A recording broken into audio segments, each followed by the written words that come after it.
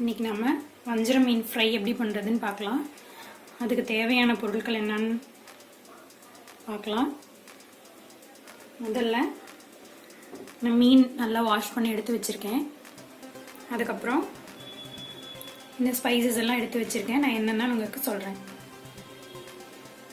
முதல்ல இஞ்சி பூண்டு விழுது, கஸ்தூரி மேத்தி, மஞ்சள் தூள், தனியாத்தூள்,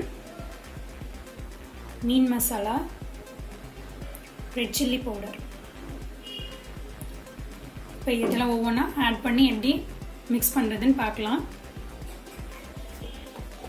முதல்ல இந்த ஸ்பைசஸ் எல்லாம் சேர்த்துக்க போகிறேன். இந்த கஸ்தூரி மேத்தியை நம்ம க்ரஷ் பண்ணி போட்டுக்கலாம். இது எதுக்காக ஆட் பண்ணுறோன்னா நல்ல ஒரு வாசனையாக இருக்கும். அது மட்டும் இல்லாமல் உடம்புக்கு ரொம்பவே நல்லது, உங்களுக்கு குளிர்ச்சியை கொடுக்குறது.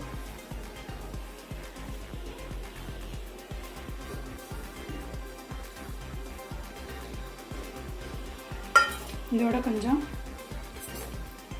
உப்பு ஆட் பண்ணுறேன். இந்த உப்பு வந்து இந்துப்பு. ஸோ நீங்கள் சமையலுக்கெல்லாம் இந்துப்பே யூஸ் பண்ணுறது ரொம்பவே நல்லது.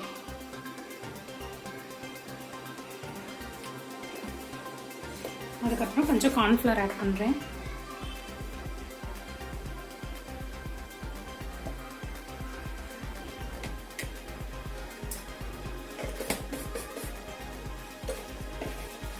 நல்லா மிக்ஸ் பண்ணிக்கலாம்.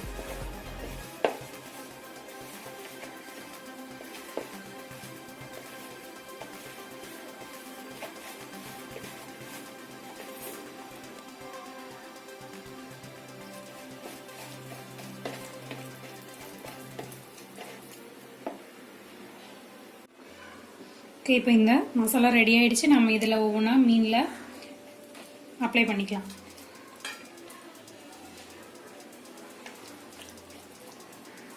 இந்த மீன் ஃப்ரையை பொறுத்த வரைக்கும் நிறைய ஆயில் போட்டு பொரிச்சா தான் நல்லாயிருக்கும் அப்படிங்கிறதுலாம் இல்லை. அது உடம்புக்கு எவ்வளவு கெடுதலுங்கிறது நமக்கு நல்லா தெரியும். மீன் அப்படிங்கிற விஷயம் ரொம்ப ரொம்ப நல்ல விஷயம். உடம்புக்கு அவ்வளோ ஹெல்த்தியான ஒரு உணவு. ஆனால் நம்ம என்ன பண்ணுறோம், அதை நல்ல எண்ணெய் போட்டு பொரிச்சு எடுத்து அதுக்கப்புறம் சாப்பிட்டா தான் நல்லா இருக்குது, டேஸ்ட்டாக இருக்குது அப்படின்னு சொல்லிட்டு சாப்பிட்றோம். ஆனால் அதெல்லாம் முற்றிலுமாக தவிர்த்துட்டு நம்ம ஆயில் முடிஞ்ச வரைக்கும் கம்மி பண்ணி சாப்பிட்லாம்.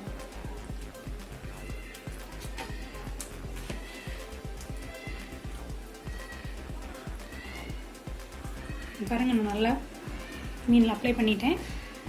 இது நல்லா ஊறினதுக்கு அப்புறமா நம்ம கிரில் பேனில் போட்டு எப்படி கிரில் பண்ணுறதுங்கிறது பார்க்கலாம்.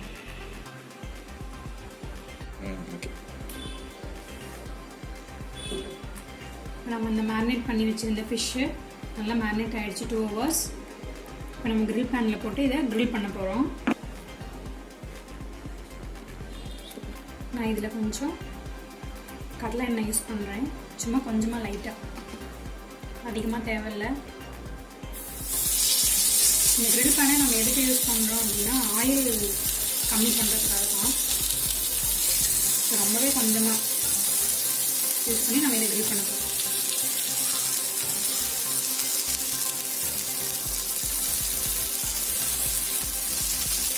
ஊற்றி கொஞ்சமாக ஆயில் விடுறேன்.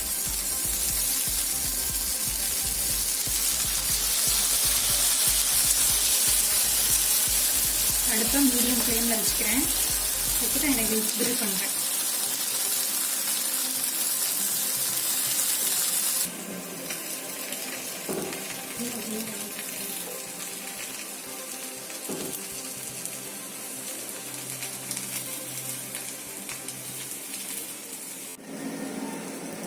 இப்போ இந்த மீனை திருப்பி போட்டு வேக விடலாம். ஒரு சைடு நல்லா வெந்துருக்குன்னு நினைக்கிறேன். பாருங்க, நல்லா வெந்துருச்சு. இந்த மீன் திருப்பி போட்டுக்கலாம். பாருங்க எப்படி நல்லா கிரில்லாக இருக்குன்னு பாருங்க. நான் இதில் விட்டுருக்க எண்ணெய் கூட இதை அப்சர்வ் பண்ணிக்கல, வெளில தான் விட்டு பாருங்க.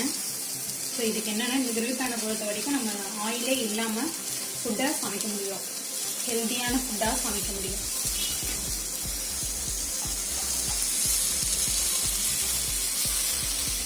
பாருங்கள் நல்லா கிறிஸ்பியாக நல்லா வெந்துருச்சு.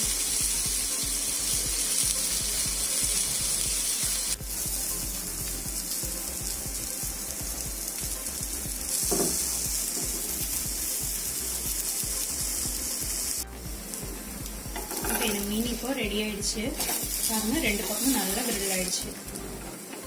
இப்போ இதை எடுத்து வச்சிடலாம்.